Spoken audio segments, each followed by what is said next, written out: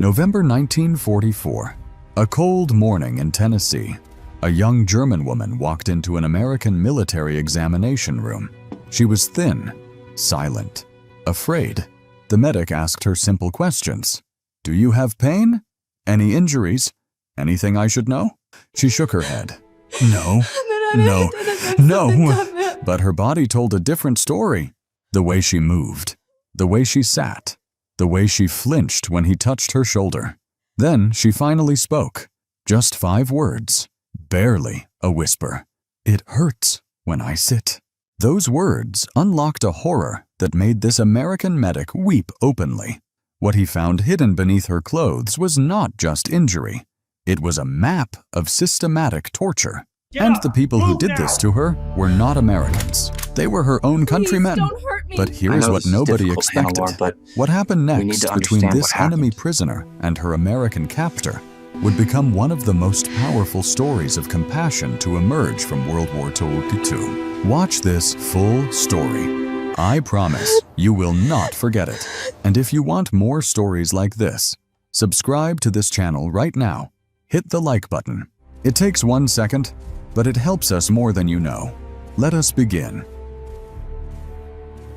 Leland Caraway arrived at Camp Forest, Tennessee in late October 1944 with a belief that most of his fellow soldiers thought was naive, perhaps even dangerous.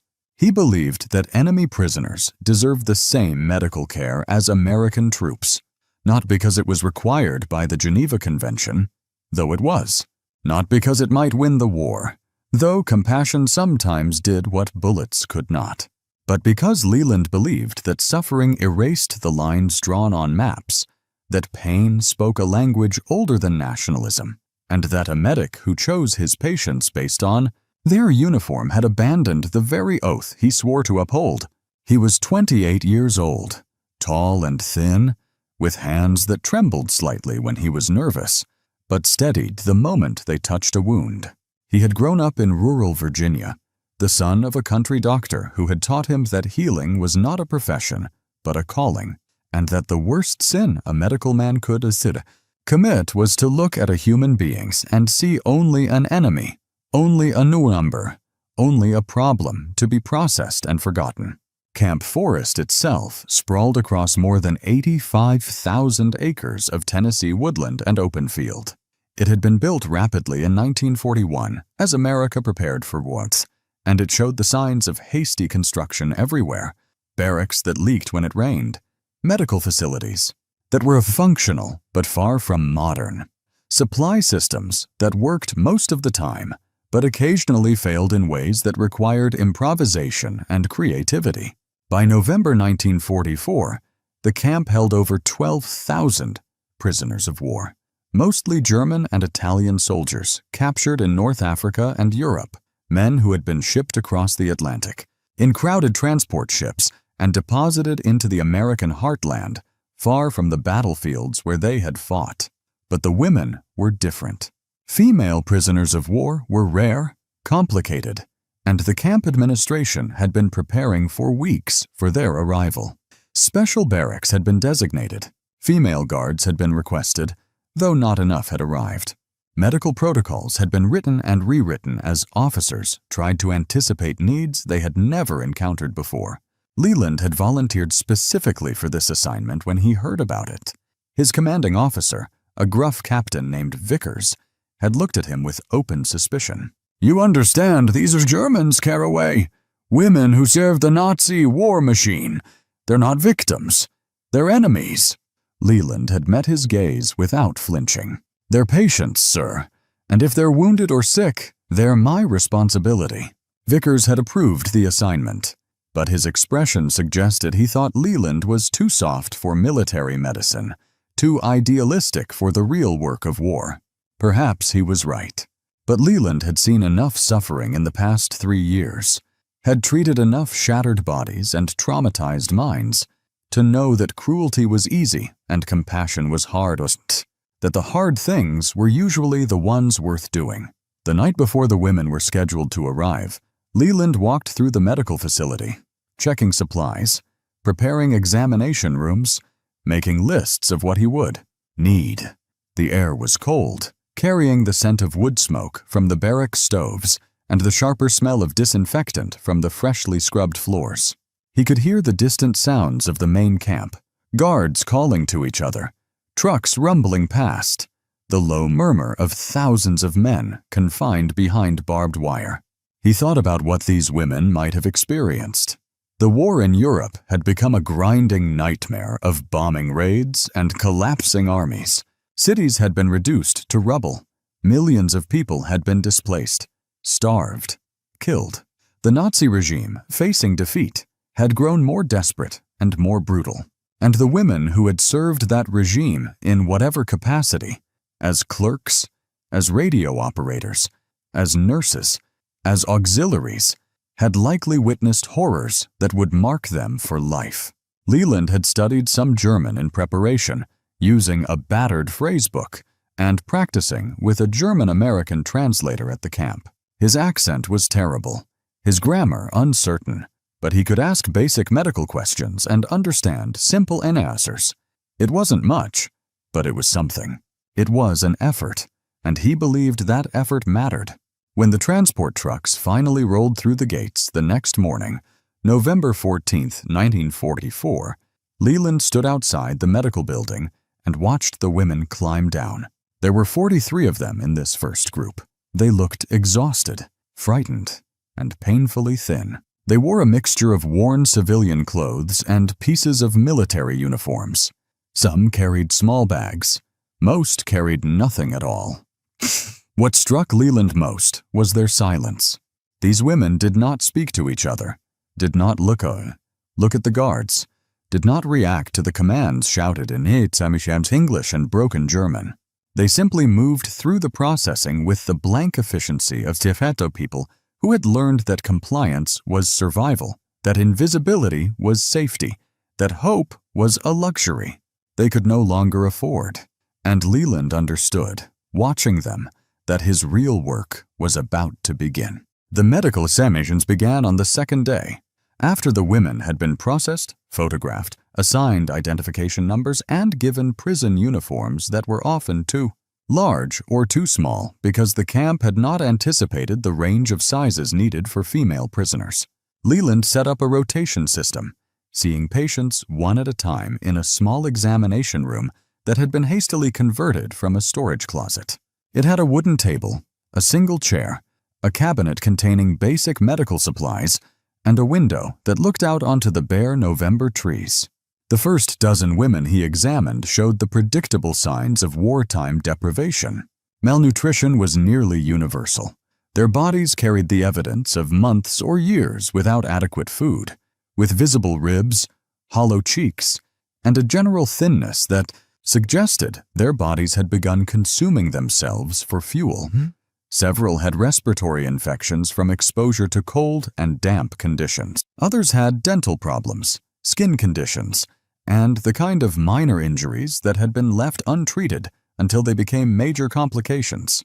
Leland documented everything carefully, prescribed what treatments he could with the limited supplies available, and referred the more serious cases to the camp physician, Dr. Oswin Carmody, a white-haired veteran of the First World War who had seen enough suffering to fill several lifetimes. But on the afternoon of the second day, November 15th, a young woman was brought to his examination room who was different from the others in ways that Leland could not immediately name, but could absolutely feel. Her identification card listed her as Hannelore Seidel, age 23, former clerk and radio operator at a coastal defense installation near Rostock. She had been captured by British forces in May 1944 and transferred through several POW camps before being selected for transport to America. The moment she entered the room, Leland noticed the stiffness in her movements, as if her body were made of something more fragile than bone and muscle, something that might shatter if she moved too quickly or bent in the wrong direction.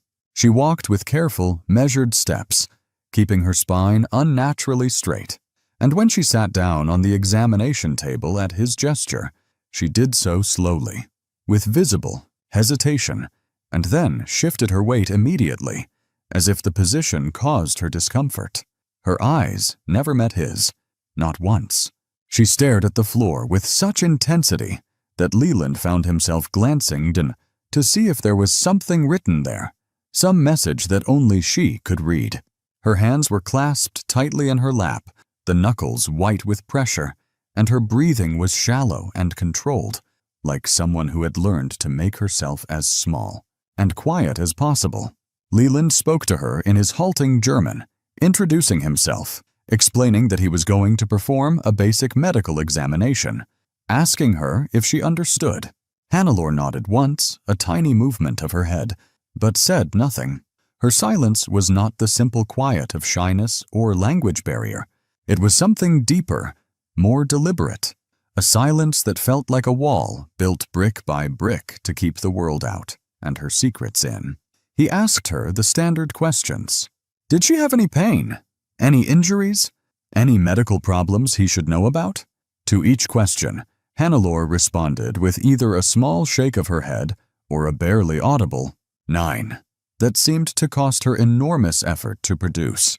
Her voice, when it came, was rough and unused, like a door hinge that had rusted from lack of movement.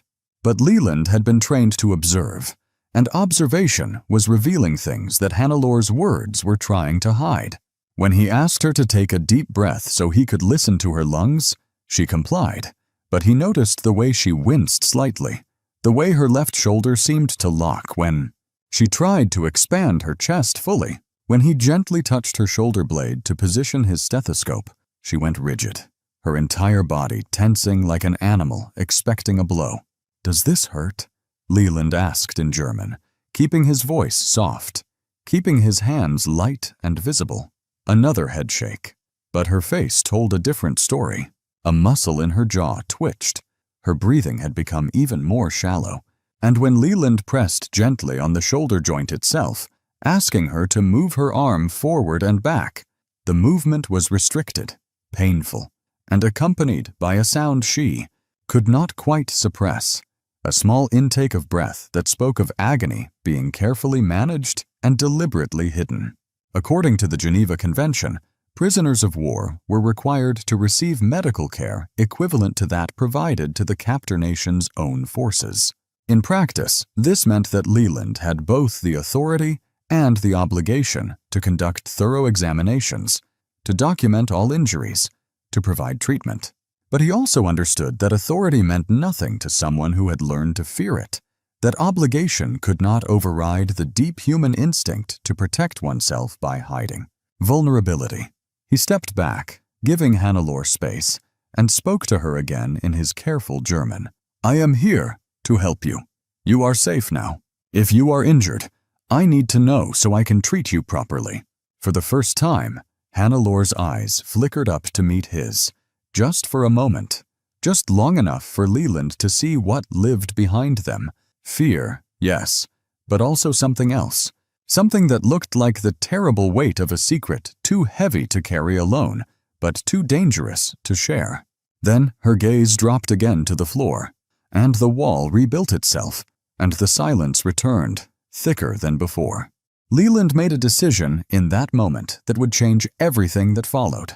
He could have simply noted in Hannelore's file that she appeared healthy enough, that she showed signs of malnutrition like the others, and moved on to the next patient in the long line of women waiting to be examined. He could have accepted her silence as an answer, her denials as truth, her carefully constructed wall as something too solid to breach. But something in that brief moment of eye contact had communicated a plea that her words could not or would not speak, and Leland had spent too many years learning to read the oath, language of suffering, to ignore it now. "I need to examine your shoulder more carefully," he said in German, speaking slowly so she could understand each word. "I believe you have an injury there. It may be serious. I cannot help you if I do not know what is wrong."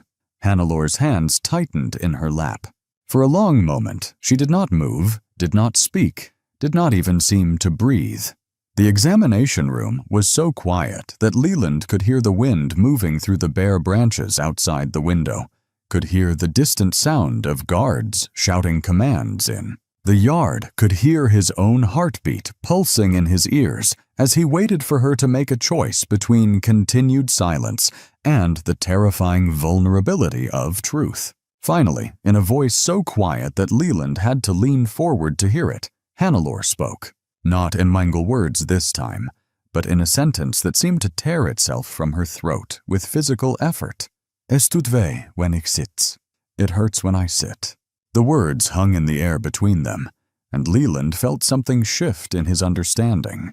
A shoulder injury that caused pain when sitting suggested damage that extended beyond the joint itself, suggested trauma to the back, to the spine, to the musculature that then connected the shoulder to the rest of the body.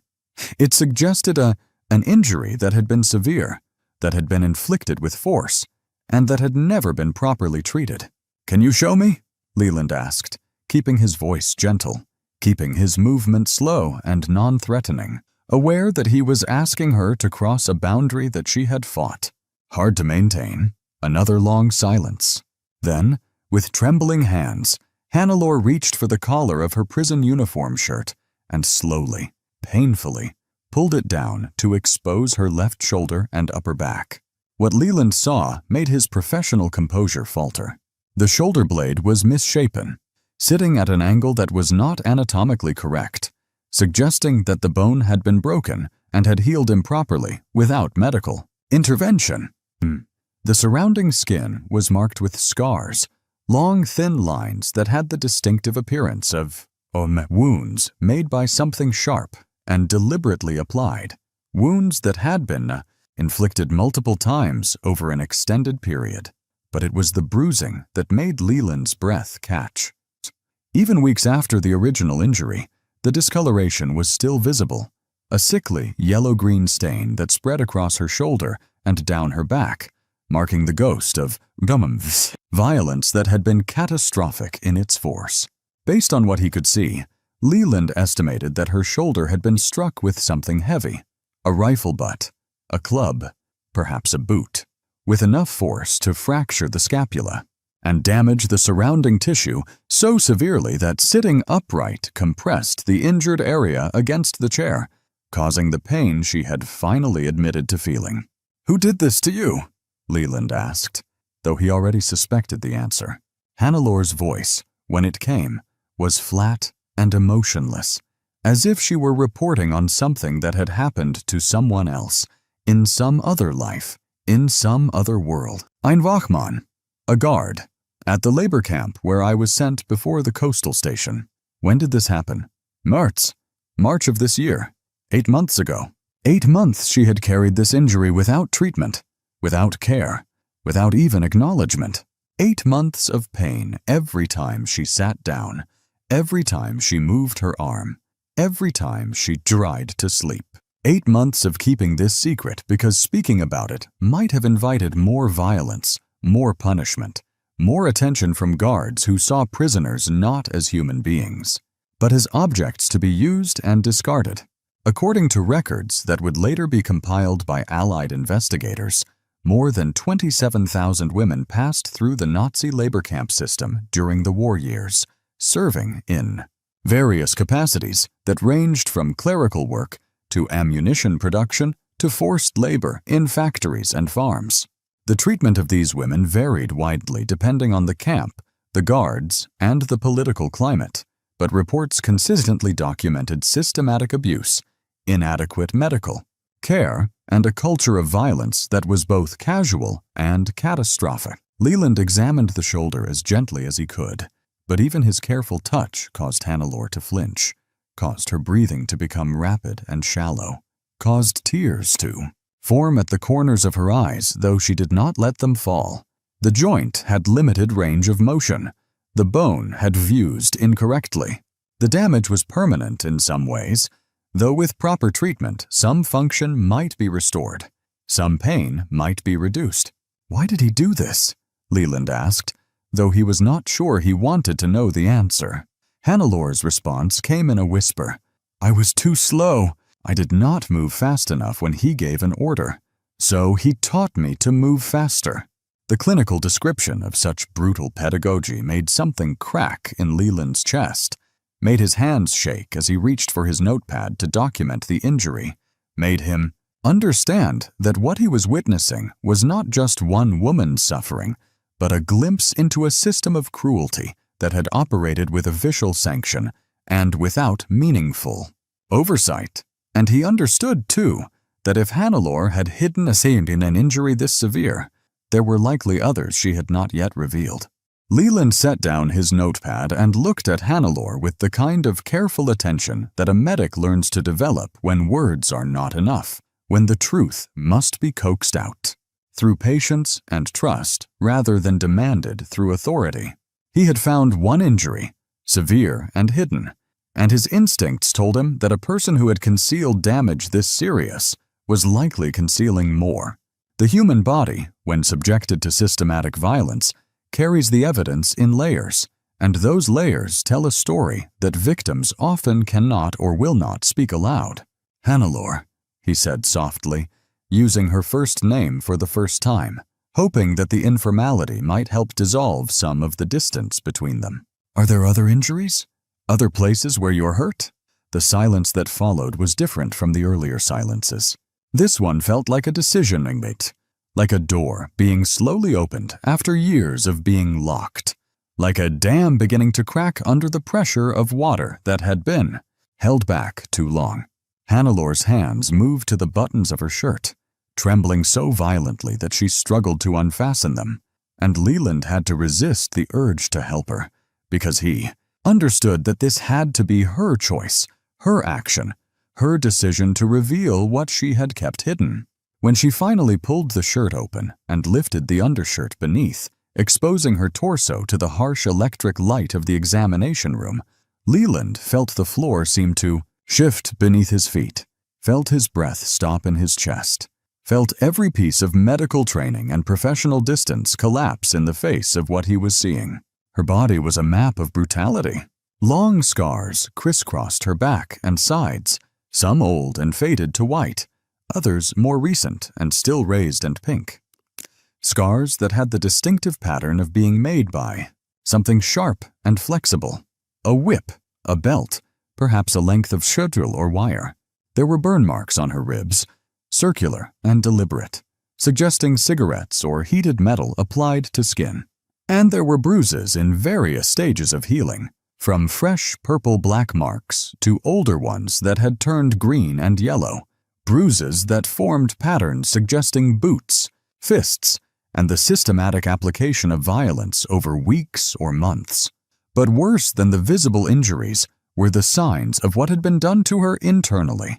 Her ribcage was grotesquely visible, each bone defined beneath skin that had lost almost all its fat, suggesting malnutrition so severe that it bordered on starvation. According to medical standards established by the International Red Cross in 1944, the minimum caloric intake for an adult female performing light labors was 2,000 calories per day. Leland estimated, based on Hannelore's condition, that she had been receiving perhaps half that amount for months, possibly less. There were also signs of infection. Several of the scars showed the redness and swelling that indicated they had never healed properly, that bacteria had taken hold in wounds that had been left untreated, that her body had been fighting a battle against sepsis without antibiotics or proper care. One particularly large scar across her lower back was weeping a clear fluid, infected and dangerous, the kind of wound that could kill if left unattended much longer.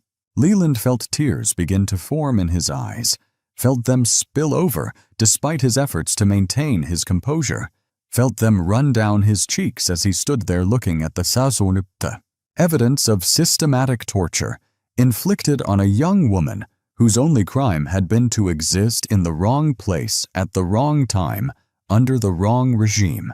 He turned away for a moment, wiping his face with the back of his hand, ashamed of his emotional response but unable to stop it, unable to look at this suffering and remain clinically detached. When he turned back, he found Hannelore watching him with an expression of confusion and something that might have been fear. She was not accustomed to seeing her pain reflected in another person's face. not accustomed to having her injuries treated as something worthy of grief rather than indifference or contempt. "Where did this happen?" Leland asked, his voice rough with emotion. "Stutthof," Hannelore said quietly. "I was there for 7 months before they transferred me to the coastal facility." Leland knew the name. Stutthof had been one of the first concentration camps established by the Nazi regime, located near Danzig, and it had held tens of thousands of prisoners over the years. Political dissidents, Polish resistance fighters, Jews, and later, women who were deemed useful for labor war who had committed infractions against military discipline. The camp had a documented mortality rate of approximately 65,000 deaths out of 110,000 prisoners who passed through its gates between 1939 and 1945. Those who survived often carried injuries like the ones Hannelore was now revealing. "The guards there," Hannelore continued, her voice flat and emotionless again. "They did not need reasons. Sometimes they beat us because we were slow. Sometimes because we looked at them wrong. Sometimes because they were bored, and we were there. The casualness of the violence, the bureaucratic normalization of torture, the complete absence of accountability, these were the features of a system that had abandoned any pretense of human decency, that had given ordinary men extraordinary power and encouraged them to use it without mercy or restraint." Leland reached for his medical bag with shaking hands, pulling out antiseptic, bandages, and the limited antibiotics he had available. He would treat these wounds. He would document every injury. He would make sure that someone, somewhere, knew what had been done to this woman, and he would make certain that it would never happen to her again. The weeks that followed were a slow journey from darkness towards something that resembled light. Leland referred Hannelore to Dr. Oswin Carmody for comprehensive treatment of her more serious injuries, and together they developed a care plan that addressed both her immediate medical needs and the longer-term damage that years of abuse and malnutrition had caused. The infected wound on her lower back required daily cleaning and antibiotics, which were in limited supply, but which Carmody authorized without hesitation after seeing the extent of her injuries. The malformed shoulder blade could not be fully corrected without surgery that was beyond the camp's capabilities, but physical therapy exercises helped restore some range of motion and reduce the constant pain that had become her companion. The nutritional recovery was perhaps the most visible transformation. Camp regulations required that prisoners of war receive rations equivalent to those provided to American base troops, approximately 3,500 calories a day for men and 2,800 for women performing labor. For Hannelore, whose body had been surviving in perhaps 800 to 1,000 calories daily during her time at Stutthof, this abundance of food was almost overwhelming. In the first 2 weeks, she struggled to eat more than small portions, her stomach having shrunk to accommodate starvation, her digestive system no longer accustomed to processing adequate nutrition. But gradually, meal by meal, her body remembered what it meant to be fed, and the hollow cheeks began to fill out. The visible ribs began to disappear beneath returning flesh, and the constant exhaustion that had marked her movements began to lift. Leland visited her regularly during this period, conducting follow-up examinations that were partly medical necessity and partly something else, something harder to name. He found himself thinking about her case during his off hours, wondering how she was sleeping, whether the nightmares that she had mentioned in passing were becoming less, whether the trust that seemed to be slowly building between them was real or merely the temporary gratitude of a patient toward a caretaker. By January 1945, 3 months after her arrival at Camp Forest, Hannelore had gained nearly 20 pounds, and her physical wounds had mostly healed, leaving scars that would never fully fade, but that no longer carried the immediate danger of infection or further damage. She had begun to participate in the daily routines of camp life, working in the laundry facility alongside other female prisoners, attending the educational programs that the camp offered, and slowly, cautious forming connections with women who had experienced similar traumas and who understood without explanation what she had survived. It was during a routine examination in late January that Hannelore asked Leland a question that stopped him completely, that made him set down his stethoscope and look at her, with an attention that went beyond the medical, that engaged him as a human being rather than simply as a healthcare provider. "Why do you care so much?" she asked in German, her language skills having improved enough that she could now form complex questions, could now express thoughts that went beyond simple answers to simple questions. "I was your enemy. My country tried to destroy yours. I served the people who killed your soldiers. Why do you treat me like I matter?" Leland sat down on the small stool in the examination room, bringing himself to her eye level, removing the physical hierarchy that usually existed between standing doctor and seated patient. He considered her question carefully because he understood that she was not asking out of mere curiosity, that this question carried within it the weight of everything she had experienced, all the dehumanization and cruelty and violence that had taught her that she did not matter, that her suffering was insignificant, that her life had no value beyond what labor could be extracted from her body. "Because you are a human being," Leland said finally, speaking slowly so that his German would be clear, "and because what was done to you was wrong. It does not matter what uniform you wore or what country you served. No person deserves to be tortured. No person deserves to be starved. No person deserves to have their body used as a place for others to express their cruelty." Hannelore listened to his words with an intensity that suggested she was not merely hearing them, but testing them, weighing them against everything she had learned about the world, trying to determine whether they could possibly be true. "But I am German," she said. "Your newspapers say we are all monsters. Your propaganda says we deserve to suffer for what our leaders have done." Leland shook his head. "You are not responsible for the crimes of your government.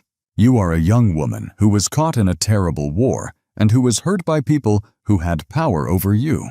My job is to heal you. My choice is to see you as a person. These are not things I do despite you being German. These are things I do because you are human." Something shifted in Hannelore's expression then. Something subtle, but profound, like a wall that had stood for years finally beginning to crumble. Her eyes filled with tears, and for the first time since Leland had met her, she allowed them to fall without shame, allowed herself to cry openly in the presence of another person, allowed the grief and trauma and accumulated suffering to pour out of her in sobs that shook her thin shoulders. Leland did not try to stop her tears or offer empty comfort. He simply sat with her, present and patient, bearing witness to her pain, understanding that this release was itself a form of healing that no medication could provide. The war in Europe ended on May 8, 1945, and in the months that followed, the machinery of imprisonment began to reverse itself. Prisoners who had been held for years started receiving notices of repatriation, processing dates, transport schedules that would carry them back across the Atlantic to a Germany that had been transformed into a landscape of rubble and occupation, divided among the victorious powers and struggling to rebuild from the ashes of total defeat. For the women at Camp Forest, this news brought mixed emotions. Some were eager to return home, to search for surviving family members, to begin the work of reconstructing their lives. Others feared what they would find, understood that the homes they remembered might no longer exist, that the people they loved might be dead or scattered, that the country they returned to would be utterly foreign, despite its familiar name. Hannelore received her repatriation notice in August 1945, informing her that she would be transported to New York and then shipped to the British occupation zone in northern Germany, where she would be released to civilian authorities and allowed to make her way to whatever remained of her former life. She brought the notice to Leland during one of their regular meetings, now held not in the examination room, but in the small garden behind the medical facilities where they had begun taking walks together during his break periods. Leland read the notice and felt something complicated move through his chest, a mixture of relief that she would be free and sorrow that she would be gone, a recognition that the connection they had built over these months would soon be severed by an ocean and by the vastly different futures that awaited them. He had grown attached to her in ways that troubled him professionally, but that he could not deny personally. She had become more than a patient. She had become a testament to the possibility of healing, a living proof that even the most damaged person could find their way back toward wholeness when treated with consistent compassion. "I have something for you," Leland said, reaching into his jacket pocket and withdrawing a small notebook that he had been carrying with him for several weeks, waiting for the right moment to give it to her. The notebook was ordinary, the kind that could be purchased at any general store, with a brown cover and lined pages inside.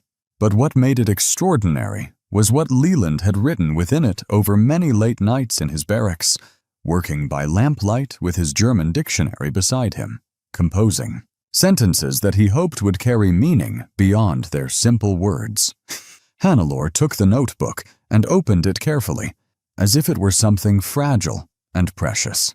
Inside, in Leland's careful handwriting, were pages of German text, sometimes grammatically imperfect but always clear in intention. He had written words of encouragement, reminding her of how far she had come, how much she had survived, how strong she had proven herself to be.